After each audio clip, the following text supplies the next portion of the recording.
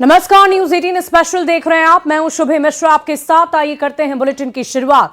Delhi police की crime branch ने international arms trafficking module का भंडाफोड़ करते हुए 10 हथियार तस्करों को गिरफ्तार किया। क्राइम ब्रांच ने तस्करों के पास से हथियारों का जखीरा बरामद किया है। इस आर्म्स ट्रैफिकिंग मॉड्यूल के पाकिस्तान, नेपाल और बांग्लादेश के तार जुड़े हुए थे।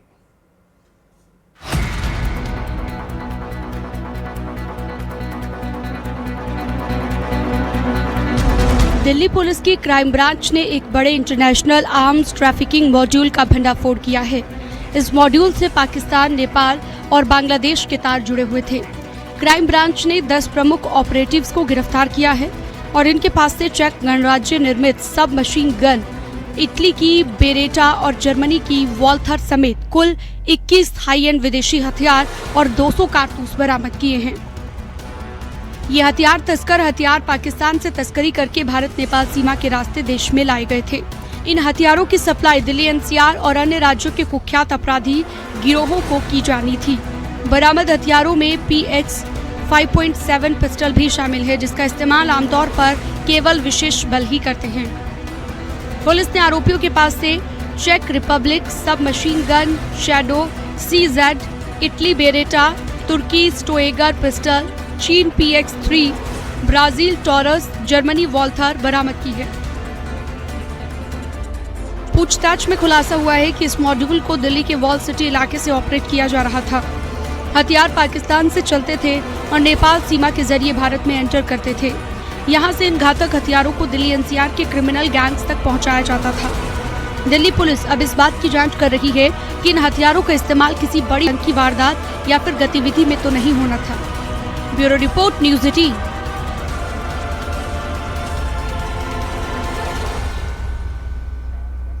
ईरान ने ट्रंप का सीज फायर ऑफर ठुकराने के बाद इजरायल पर बड़ा हमला बोला है। तेल अवीव और हाइफा में कई मिलिट्री अड्डों पर मिसाइल ड्रोन से अटैक हुआ। वहीं लारी जाने के बाद अब ईरान ने नया NSC उसे मिल गया है। इस नए कमांडर को खत्म करने के लिए इजरायल ने 2 घंटे का ऑपरेशन लॉन्च कर दिया।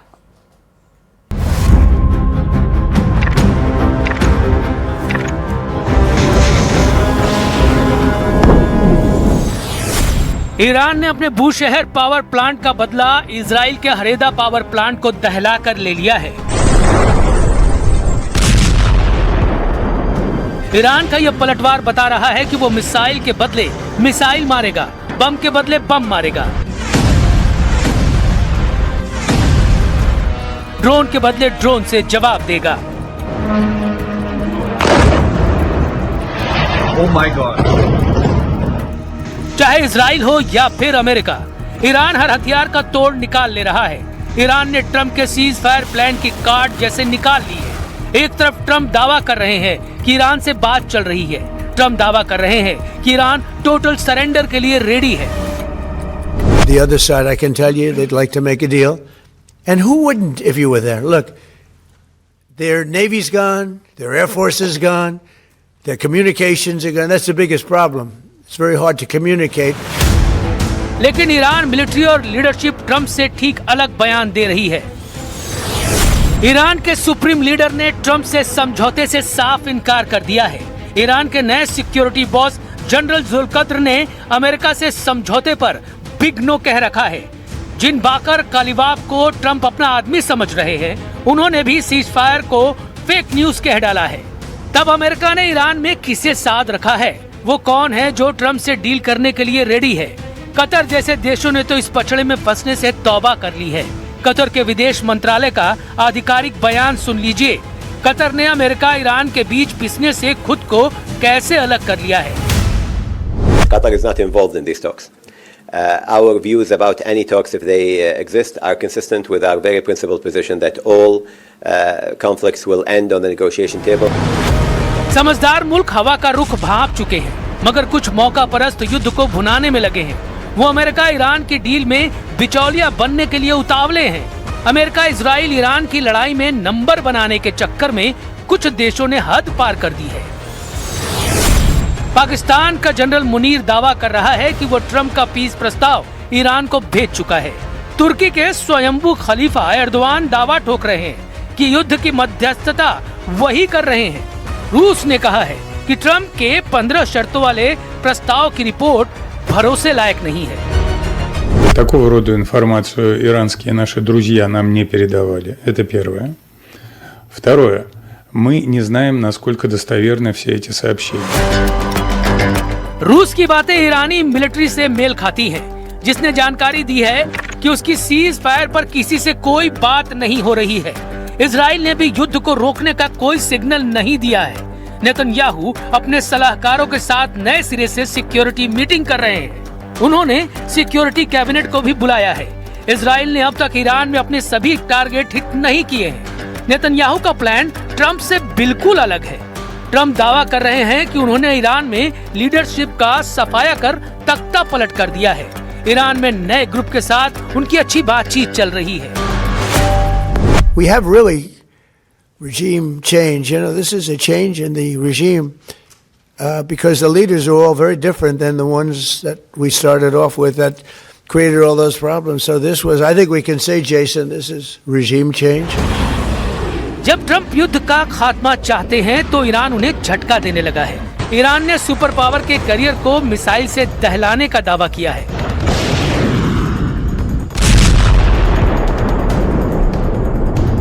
ईरान ने कोस्टल क्रूज मिसाइल से लिंकर करियर को निशाना बनाने का ऐलान किया है। ईरान के जखीरे में कोस्टल क्रूज मिसाइलों की भरमार है, जिसमें कुछ की रेंज 2500 किलोमीटर तक है। जूनियर खमनेई की कुछ कुख्यात कोस्टल क्रूज मिसाइलों की डिटेल जान लीजिए। ईरान रेवोल्यूशनरी गार्ड के navy Abu Mahdi coastal cruise missile से लैस है, जिसकी रेंज 2500 किलोमीटर तक है। ईरान नेवी के पास होवेजे क्रूज मिसाइल है, जो सतह से सतह पर सभी मौसम में हमला करती है। ईरान की सौमार लंबी दूरी की क्रूज मिसाइल है, जो जमीनी टारगेट को निशाना बनाती है। इसके साथ राद, नस्र 1 और कौसर ईरान की बदनाम कोस्टल क्रूज मिसाइलें हैं। समंदर से जमीन पर चलिए, ये इराक में ट्रम्प का विक्ट्री कैंप है। ईरान समर्थक लड़ाकों ने सुपर पावर के विक्ट्री कैंप को धुआं कर रखा है। ड्रोन कैमरे से ली गई तस्वीरों में ट्रम्प के मिलिट्री कैंप पर बम धमाके साफ देखे जा सकते हैं। बगदाद एयरपोर्ट के करीब यह हमला हुआ है, जहां अमेरिका का ग्रीन जोन है।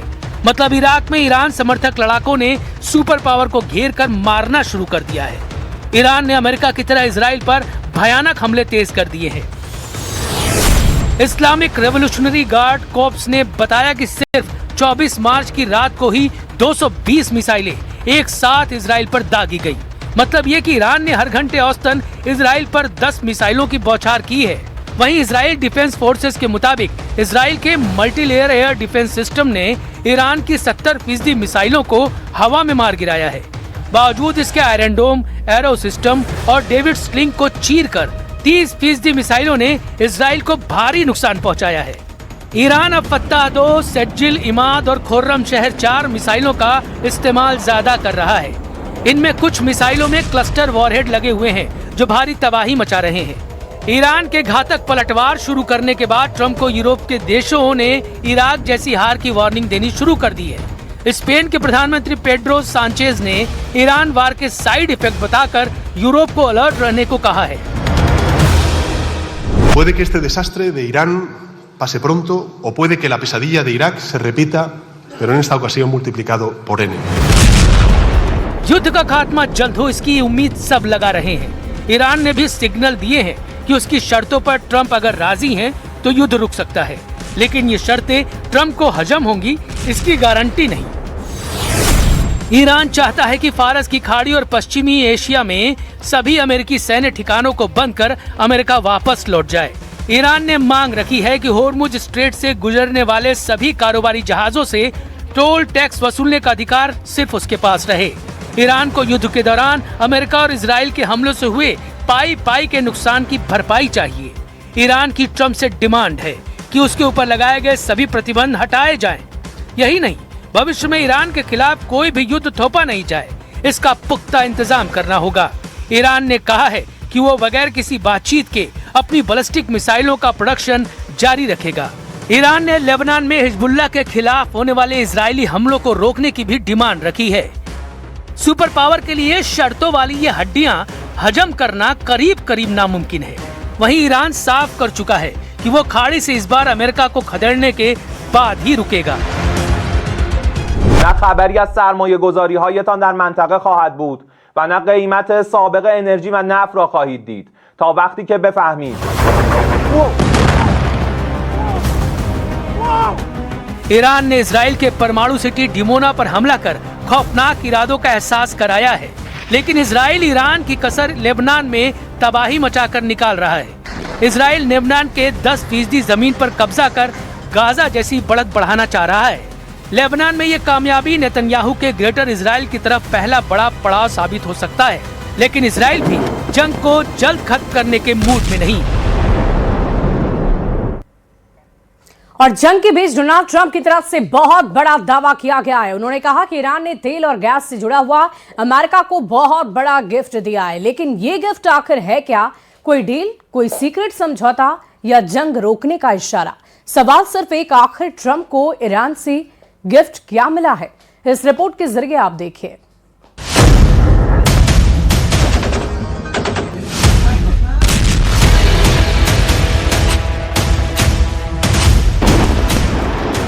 डोनाल्ड ट्रंप के गिफ्ट वाले बयान ने पूरी दुनिया में सस्पेंस पैदा कर दिया है।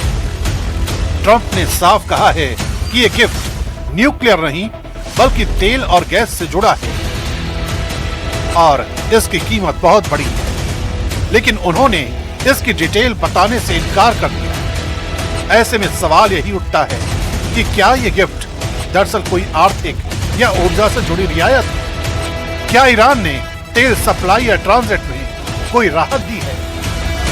They're going to make a deal. They're going to make a deal. They did something yesterday that was amazing, actually. They gave us a present, and the present arrived today. And it was a very big present worth a tremendous amount of money. And I'm not going to tell you what that present is, but it was a very significant prize. And they gave it to us, and they said they were going to give it, so that meant one thing to me, we'd deal with. Trump का ये कहना कि हम सही लोगों से बात कर रहे हैं, ये संकेत देता है कि ये सिर्फ एक गिफ्ट नहीं बल्कि किसी बड़े समझौते का शुरुआती कदम भी हो सकता है। इस पूरे रहस्य की सबसे अहम कड़ी है स्ट्रेट ऑफ हॉर्मुज़, जहां से दुनिया के तेल का बड़ा हिस्सा गुजरता है। ट्रंप ने खुद कहा कि ये गिफ्ट इसी स्ट्रेट और तेल की फ्लो से जुड़ा है। ऐसे में कयास लगाए जा रहे हैं कि ईरान ने यहाँ तेल टैंकरों के लिए रास्ता आसान किया हो या किसी तरह की रोक हटाने का संकेत दिया हो। अगर ऐसा है तो इसका सीधा असर वैश्विक तेल कीमतों पर पड़ सकता है। हॉर्मुज़ में किसी भी तरह की राहत का मतलब ऊर्जा बाजार में स्थिरता लौट सकती है और जंग का दबाव कम हो सकता है।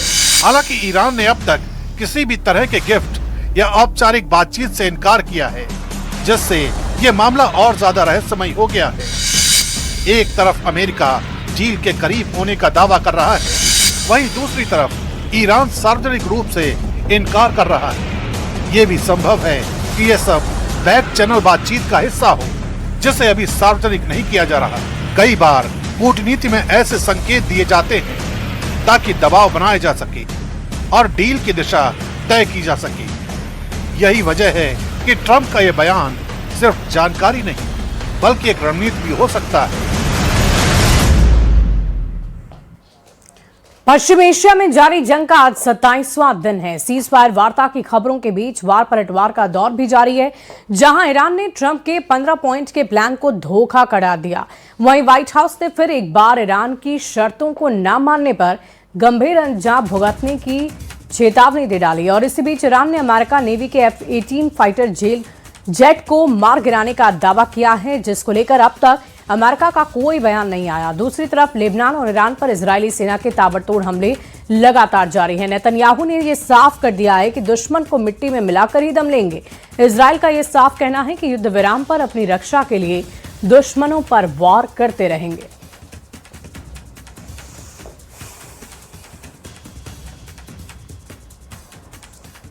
बढ़ते आगे देखिए, ईरान ने युद्ध को खत्म करने के लिए अमेरिकी राष्ट्रपति डोनाल्ड ट्रंप के 15 सूत्रीय संघर्ष विराम प्लान को ठुकराया। इससे अपनी 5 मांगों की एक नई सूची जारी की है, जिसमें हॉर्मुज़ स्ट्रीट पर पूरी तरह से ईरान के अधिकार को मान्यता देने की मांग शामिल है। ईरान के सरकारी मीडिया प्रेस टीवी ने अधिकारियों के हवाले से बताया है कि ईरान ने अमेरिका और इजराइल की तरफ से शुरू किए गए युद्ध के लिए मुआवजा, हमलों को पूरी तरह रोकना और क्षेत्र में रेजिस्टेंस समूहों पर हमले बंद करना जैसी शर्तें रखी है। ईरान ने साफ और तल्ख लहजे में कहा है कि ट्रंप ये तय नहीं कर सकते कि युद्ध कब और किन शर्तों पर खत्म होगा। ईरान युद्ध को अपनी मर्जी से और अपनी शर्तों पर ही खत्म करेगा।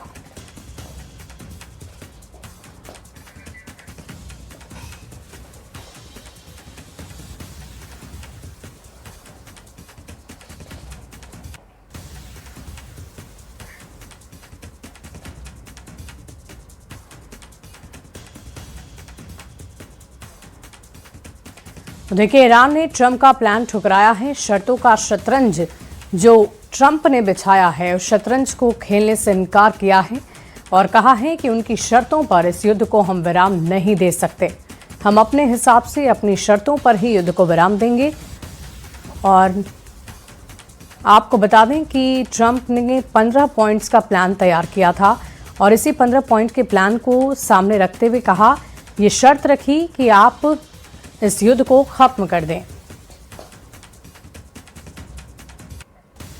और देखिए, अमेरिका के अखबार द वॉल स्ट्रीट जर्नल में छपी एक रिपोर्ट के अनुसार ईरान ने अमेरिका के उन सैन्य ठिकानों को हटाने की शर्त रखी जो उसके आसपास है, यानी खाड़ी देशों में मौजूद मिलिट्री बेस को हटाने की शर्त ईरान ने अमेरिका के सामने रखी है। इसके अलावा ईरान ने युद्ध से हुए नुकसान की भरपाई की मांग कर दी। भविष्य में अमेरिका था इजराइल उस पर हमले नहीं करेंगे, उसकी गारंटी भी मांग ली गई। ईरान ने यह भी मांग कर दी कि अमेरिका ने उस पर जो प्रतिबंध लगाए थे वो सब तुरंत हटा लिए। द वॉल स्ट्रीट जर्नल के अनुसार ईरान ने अमेरिका के सामने खाड़ी देशों में मौजूद उसके सैन्य अड्डों को हटाने की शर्त भी रखी है। ये सैन्य अड्डे ईरान के बेहद करीब हैं। जंग के दौरान अमेरिका ने इनका इस्तेमाल करके भी ईरान को निशाना बनाया है। तो ये तमाम शर्तें हैं जो रखी गई हैं, लेकिन इन शर्तों को ना मानते हुए ईरान का यह कहना है कि हम अपने हिसाब से अपनी शर्तों के अनुसार युद्ध पर विराम लगाएंगे। हॉर्मुज दुनिया की तेल लाइफलाइन है और अब यही बन गया है डोनाल्ड ट्रंप का सबसे बड़ा दांव। मिडिल ईस्ट में बढ़ते तनाव के बीच अमेरिका ने अचानक अपनी सबसे तेज स्ट्राइक फोर्स 82 एंड एयरबॉर्न डिवीजन को तैनाती के लिए तैयार कर दिया है। क्या ट्रंप हॉर्मुज को सैन्य नियंत्रण में लेने की तैयारी कर रहे हैं या ये सिर्फ एक दबाव की चाल है ईरान को झुकाने के लिए? इस रिपोर्ट के जरिए आप देखिए।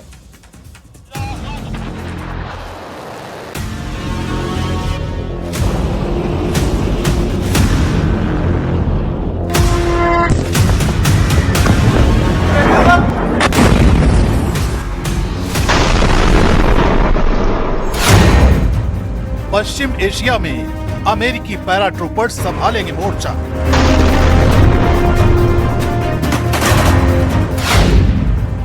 जंग के मैदान में अमेरिका की सबसे घातक ब्रिगेड।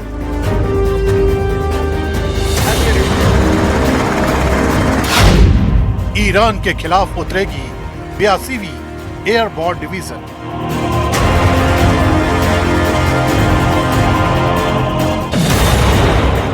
पश्चिम एशिया में चल रही जंग शांति बनाम संग्राम के उस पड़ाव पर पहुंच गई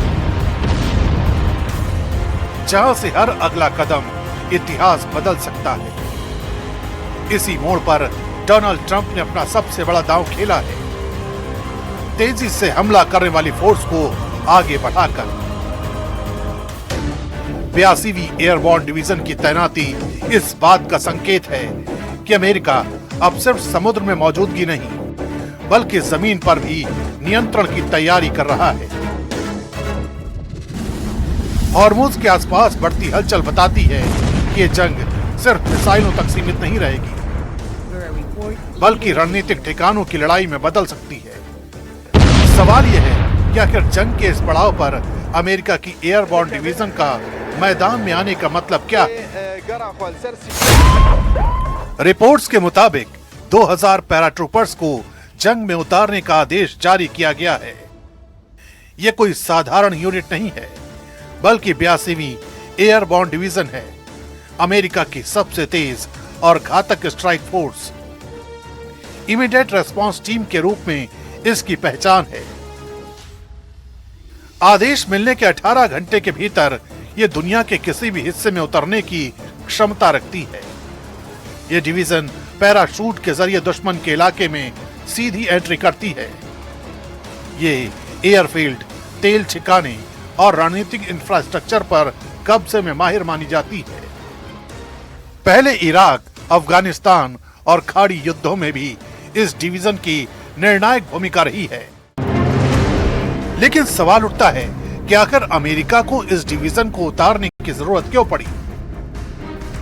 जवाब छिपा है स्ट्रेट ऑफ हॉर्मुज में, जहां हर दिन दुनिया के तेल का बड़ा हिस्सा गुजरता है और अब वही सबसे बड़े खतरे की जोन बन चुका है। ईरान की गतिविधियों और शिपिंग पर बढ़ते दबाव ने अमेरिका को मजबूर कर दिया है कि वो सिर्फ समुद्री ताकत पर निर्भर न रहे। डोनाल्ड ट्रंप का प्लान साफ है, अगर हालात बिगड़ते हैं तो जमीन पर तेजी से कंट्रोल हासिल किया जाए ताकि सप्लाई चेन सुरक्षित रह सके। यही नहीं, खार्ग आइलैंड भी ट्रंप के इस मिशन का अहम हिस्सा माना जा रहा है। यही वो जगह है जहां से ईरान का ज्यादातर तेल दुनिया तक पहुंचता है। अगर इस सप्लाई लाइन पर नियंत्रण होता है तो सीधे तौर पर ईरान की आर्थिक ताकत पर असर पड़ेगा। माना जा रहा है कि डोनाल्ड ट्रंप का हॉर्मुज प्लान सिर्फ रास्तों की सुरक्षा नहीं, बल्कि दबाव की राजनीति, जहां सैन्य ताकत के जरिए बातचीत की टेबल मजबूत की जाती है। यानी एक तरफ जमीनी तैयारी, दूसरी तरफ कूटनीतिक संदेश।